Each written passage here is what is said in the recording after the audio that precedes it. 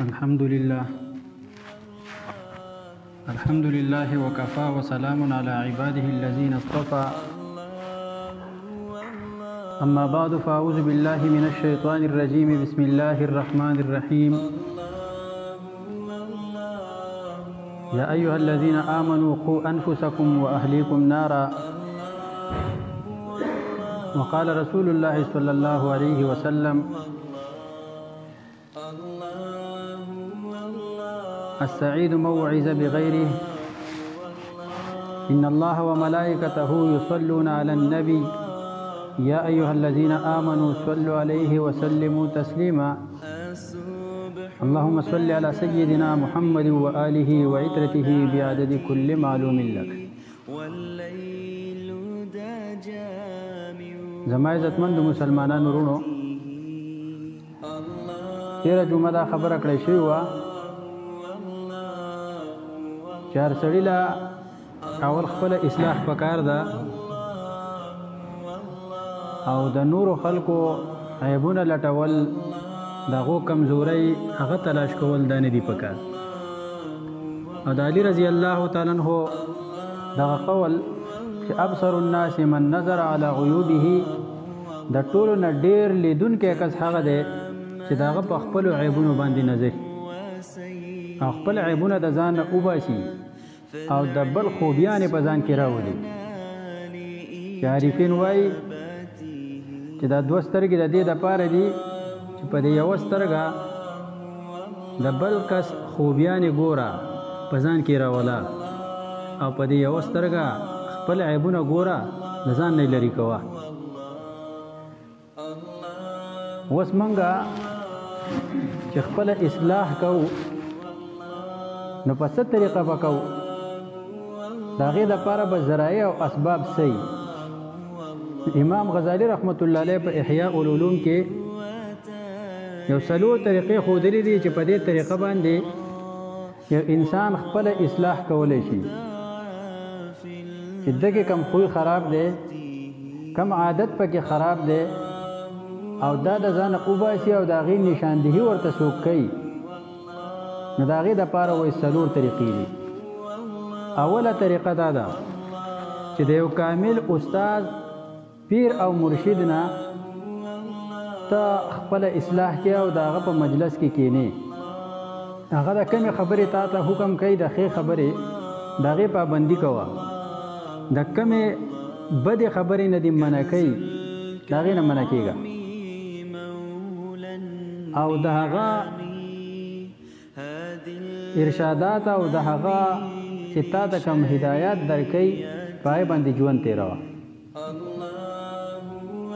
او هغه هم داسې کامل کس پکاري چې ستا حالات احوال ورته معلومي.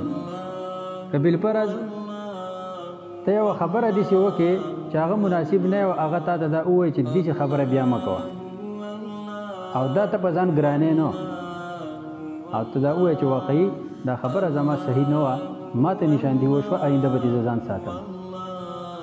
دغه شان استاد تا ته د یوې خبرې هغه ښوونه وکړي، دا د تربیت مقامي چې داسې بیا مه کوه، نو هغه ته به په ځان ګرانې نو بلکې خپله اصلاح به وکړې او دغه غلطي به له ځانه وباسي. نو اوله طریقه دا ده چې خپله اصلاح او غلطیانې ویستل د استاد او د پیر او د کامل سړي د هغه په مجلس کې ناسته پاسته او هغه د تعلیماتو مطابق خپله اصلاح کول، یو طریقه دا ده. دویمه طریقه د خپل اصلاح او د ځانه د غلطیانو ویستلو دا ده چې یو دینداره مخلصه ملګری سته او دغه مخلص ملګري ته تا دا ویلي چې ما کې کم کار هغه داسې چې غلطي هغه برابر او درست نه وي، نو ما ته د هغې نشاندهي کوه. نو ستا دغه مخلص ملګری چې تا ته نشاندهي کوي او ته بیا د دغه قابل مذمت کار نه ځان ساتي، نو د ملګري په ذریعې باندې تا خپله اصلاح هغه کولی شي چې ستا کم کار، ستا کومه خبره، ستا کم عادت ښه نه وي او ستا ملګری تا ته د هغې تعین وکړي چې وروره دا کار ګورې ستا روان دی خو دا ښه نه دی، دا خبره ستا داسې ده خو دا خبره دې داسې ښه نه ده، داسې کار کوه داسې کوه د یو مخلص ملګري په ذریعه باندې خپل اصلاح کول. چې حضرت عمر رضی الله تعالی عنہ هغه فرمایي چې زما د ټولو نه خیرخوا ملګری هغه دی چې زما غلطي ماته وکړي، چې زما غلطي ماته وښي، دا زما د ټولو نه لوی خیرخوا دی. ګوره د عمر رضی الله تعالی عنہ غوندې د شخصیت دا وینا چې غلطي ماته چا وښوه نو دا زما مخلص ملګری دی، دا زما خیرخوا دی. موږ دې هم په خپل ځان باندې سوچ فکر وکړو چې زما یوه غلطي ده او ماته چا په ګوته کړه چې دا کار ستا ښه نه دی، نو زمونږ ریاکشن او زمونږ رد عمل صحیح. موږ الټا هغه ته د هغه 15 شمارو، د هغه د خاندان 15 شمارو که نه اته وایي چې تا دې الله خوشحاله کړي. زما خو دې غلطۍ ته اډو فکر نه و، زما ورته خیال نه و ښه ده چې تا ماته ووایي الله دې تا هم د دې نه بچ کړي او ما دې ته هم الله تعالی قلار کړي. دا په ځان باندې د یو ملګري چې ستا ملګری دی ورته ووایي او ستا مخلص ملګری دی تا ته ستا د غلطۍ نشاندهي کوي، ته غلطي د ځان وباسه. بل د ملګري هغه پوره اثر دی انسان په ژوند باندې چې د چا سره هغه ته ناسته پاسته کې همدغه ملګری د هغه خوی عادات دا په بل ملګري کې راځي. خلک وایي چې د انګر سره کېناستې نو که ته څه کار کې او که نه کې، خو د هغه په دوکان کې دومره تور کې مور کې چې کپړې باندې به بیا هم بسرې لګېدلي او تورې شوي به. خو که د خوشبویه او د عطرو په دوکان کې کېناستې نو که ته خوشبو اخلې او که نه اخلې، دومره خوشبو به ته راکاږي چې ستا دماغو ته به آرام او راحت او سهولت میلاو شوی. نو د ښه ملګري مثال هغه داسې دی لکه خوشبویي او د عطرو دوکان، او د بد ملګري مثال داسې دی لکه د انګر دوکان چې په هغې کې تورکي او بدبویي او داسې څیزونه پکې تا ته به خامخا د هغې نه به ته متاثره کېږي. نو د مخلص ملګري په ذریعې خپله اصلاح کول دا دویمه طریقه ده چې ملګری سړي نن سبا موږ یو بل ته د شر خو به مرګتیا کوو، په خیر کې اکثر ملګري د یو بل مرګتیا هم نه کوي. که بالفرض یو ملګري کې غلطي ده موږ دا وایو که دی خفه شي دا ورته ووایو، دا د یو بل سره معاهده پکاري چې موږ دواړه د یو بل ملګري وي. ګوره کومه خبره داسې وي چې زه پې په معاشره کې ښه نه ښکارم، زما سره خوند نه کوي، زه پې په دین په باره کې خرابېږم، ما ته د دې خبرې وینا کوه. یو ملګری دی یو ته کوي، بل ملګری دی بل ته کوي، خبره به درست روانه. خپله اصلاح په دې طریقه هم کیدی شي. درېیمه طریقه امام غزالي رحمت الله علیه هغه دا لیکلې ده چې د دشمنانو په ذریعې باندې خپله اصلاح کول. ستا چې کوم بدخواهان دي په تا پسې به خبرې کوي، تا پسې به خامخا څه پروپیګنډې کوي، څه غیبتونه به کوي، دا خبره چې تا ته رارسي ته پې سوچ وکړه چې آیا دا دې کوم خبره کوي حقیقت کې دا په ما کې شته که نشته. که بالفرض دا خبره په حقیقت کې وي نو خبره خو د دشمن ده، خو لیکن اصلاح ته کېدی شي د ځانه د غلطي وباسه. او که حقیقت کې پتا کې نه وي بس ځان دې رنګاره کړه، هسې هم بدخوا دی په تا پسې وایي دی. رشید احمد ګنګوهي رحمت الله علیه هغه ته به یو بدعتي کس او خطونه به یې رالېږل او ډېر کنځل به ورته پرې کول، بدې ردې به یې پکې وي. هغه خطونه ټول کتل. دی چې کله بیمار شو نو څه وخت وشو او ده ته خطونه میلاو نه شول، میاشت دوه وشوې چې زما یو دوست وی ما ته به خطونه رالېږل. هغه خط وس ما ونه لیدو نه راځي چې ګوره ولې. نو هغه خادمان چې کوم وو هغه ورته وویې چې جي خطونه خو دوه درې راغلي دي خو په هغې کې داسې بې فایدې خبرې دي او داسې کنځل او چې زمونږ یې نشو برداشت کولی، زمونږ طبیعت پې خرابېږي. نو که تاسو دا خبره وینئ نو یو خو د بیمارۍ بوج او تکلیف دی په تاسو باندې، نو که دغه خبرې وینئ نو تاسو به نور خفه شئ. خو تاسو همغه یئ. زه خو د خطونه په دې نیت ګورم چې دی زما بدخوا دی، دی زما غلطي اینې زما خوبي نه وي. نو کېدی شي که یوه غلطي زما دي شي چې زما ته نه ده معلومه، زما کوم متعلقین او زما سره محبت ساتونکي کسان دي هغو ته نه ده معلومه یا ما ته نه شي ویلی، نو دغه خو زما بدخوا دی خو ما ته ویلی شي که نه، هغه ما ته لیکلی شي. نو په دې کې زه دا ګورم که چېرته حقیقي په ما کې چېرته غلطي چې زه د ځانه لرې کړم وباسم. نو د بدخواهانو نه هم لکه خپله اصلاح سړی کولی شي.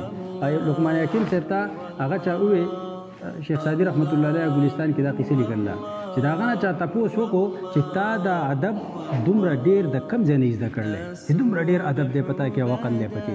هغه ما د بېوقوفانو نه زده کړلی، د بېوقوفه سړي نه دي څنګه ادب زده کړلی.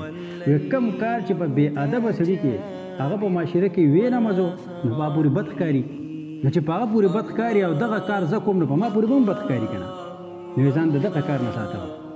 دا زه چې دومره با ادبه یم دا ادب ما د بې ادبو نه زده کړلی، ځکه چې په بې ادبه پورې په معاشره کې یوه خبره بده ښکاري نو په ما پورې به هم بده ښکاري. زه د دې نه ځان ساتم. نو درېیمه د اصلاح طریقه چې ته ځان ساتې چې زه هغه درست او برابر یم، زما اعمال درست دي، په ما کې غلطي پاتې نه شي، د بدخواهانو نه هم اصلاح کولی شي. او څلورمه طریقه د اصلاح هغه دا ده چې ته په خلکو کې مل جل کر رهنا، یو خلکو سره ګول مول خلق مل کېږه اوسېږه په خلکو کې، او ګوره چې کم کارونه په معاشره کې خلک کوي او خراب دي دغه کار نه ځان ساته. چې په بل پورې بد ښکاري په تا پورې بد ښکاري. د بل د کور مخه څخه ده ګنده ده نو که ستا د کور مخه څخه ګنده هغه بد ښکاري، سره کور مخ هم بد ښکاري که نه. یو بل سړی دی هغه یو سړي بې عزتي کوي، سپکې سپورې پسې وایي، هغه به بد ښکاري، نو که دا سپکې سپورې ته نو په تا پورې هم بدې ښکاري که نه. که ته د یو بل یو کس ته او پردی حق نیسي او پردی حق اخلي، ته یې ورته بد ګورې او ته ورته لعنت وې، نو که بالفرض دا ته اخلي په تا به هم خلک لعنت وایي که نه. نو د معاشره کې اوسېدل کم کارونه چې هغه ستا په نظر باندې ښه نه ښکاري هغه کار نه ځان ساته. په خپله باندې به ستا اصلاح هغه به وشي. دا څلور طریقې د اصلاح امام غزالي رحمت الله علیه هغه لیکلي دي. خو نن سبا زمونږ لویه المیه دا ده چې مونږ د خپل اصلاح فکر زمونږ سره نشته، چې دیني اصلاح مونږ وکړو، اخلاقي اصلاح خپله مونږ وکړو، او د هغې دپاره مونږ څه کوشش وکړو، کړاو وکړو، محنت وکړو، یو مجلس کې کینو چې هغه مجلس نه مونږ د عقل او د دانش یو خبره واخلو. ځان له دغه والو لکه ما تاسو ته اوله کې ویل چې السعید موعظه بغیره، نیکبخته سړی هغه دی چې د بل نه نصیحت واخلي. هر یو شي ته په نظر د عبرت باندې کتل پکار دي، هر یو شي ته چې په نظر د عبرت هر یو شي ته ګورې تا ته په خپله باندې سبق میلاویږي. خو چې بس هسې ګورې او لاړو او رالو او دا داسې کېږي او دوران دی روان دی، د دې نه سړي ته عبرت نشي حاصلې دی. د ده په ژوند کې انقلاب د دې نه نشي راتلی. په دې وجه یو بزرګو جنازه روانه وه، چا چې تپوس وکړي دا چا جنازه ده؟ ستا جنازه ده. زه که ته خفه کېږي چې زما جنازه ده، نو مطلب دا نن خو دی د بل په اوږو سور دی او روان کړی دی، خو سبا به ما او تا هم د بل په اوږو سواری یو او روان کړي به یو او قبر ته به لاړ شو او د خپل ژوند د هغې حساب کتاب به الله تعالی ته پیش کول غواړي. نو الله تعالی دې زموږ د ټولو اصلاح وکړي. واخر دعوانا ان الحمد لله رب العالمین.